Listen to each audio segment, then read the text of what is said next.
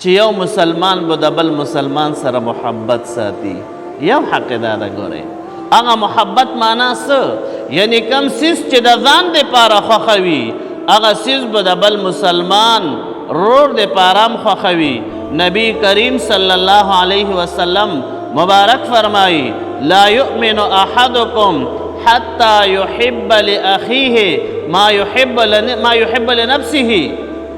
تاسو کې تر هغې پورې یو سړی کامل مؤمن نشي کیدی تر څو پورې چې کم څیز د ځان دپاره خوښوي او هغه د بل مسلمان رور دپاره خوښ نه کې. نبی کریم صلی الله علیه وسلم مبارک فرمائی چې تر هغې پورې ته کامل مؤمن نشي کیدی.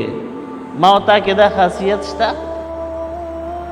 مړه هغه پردی مسلمان رور خو پرېږده، خپل رور سره دوکه کې روانو، قسم د رور ته خپې اچو او رور ته دا وایو چې دا به څنګه د ما نه کمزوری شي او زه به پې څنګه اوچت شم. نبی کریم صلی الله علیه وسلم مبارک فرمایي تر هغې پورې کامل مؤمن نه چې تر څو پورې څه د ځان دپاره خوښوي هغه د بل مسلمان رور دپاره خوښ نه کې. نبی کریم صلی الله علیه وسلم مبارک فرمایي ته ګورې مؤمن کامل نه یې. نه یو حق دا ده، دا امام غزالی رحمت الله علیه لیکي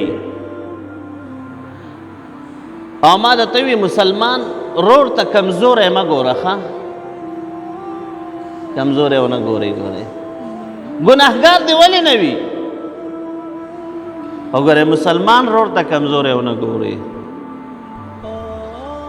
یو حدیث مبارک کې راځي نبی کریم صلی الله علیه وسلم مبارک فرمایي یو ګناهګار سړی او ګناهګار نه هغه علاقه کې یو بل بزرگ پاتې کېدو.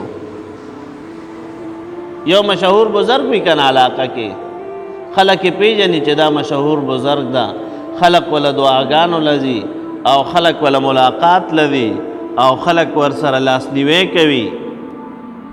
نو یو علاقه کې مشهور بزرگ و خو هغه علاقه کې یو مسلمان پاتې کېدل خو ګناهګار مسلمانو.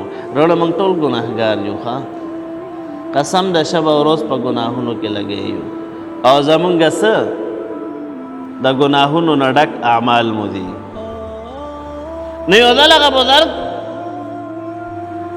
راپاڅېدو قسم یې وخوړو وی زما د قسم په الله جل شانه باندې وي چې دغه ګناهګار به جنت ته نه وي.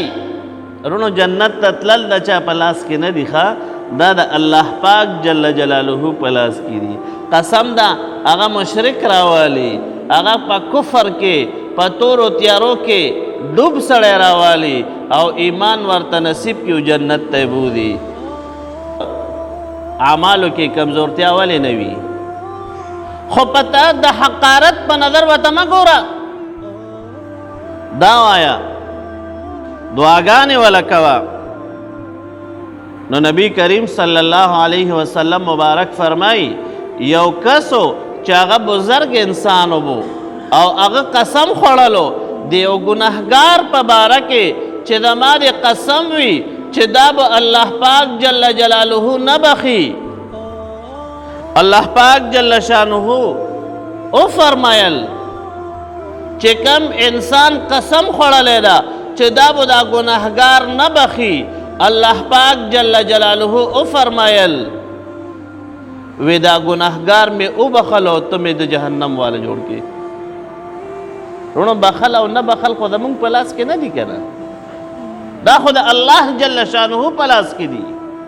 جنت ته بوتلل، د جنت نه منې کول، جهنم ته بوتلل، د جهنم نه خلاصول، دا خو وروڼه د ما او ستا په لاس کې نه دي.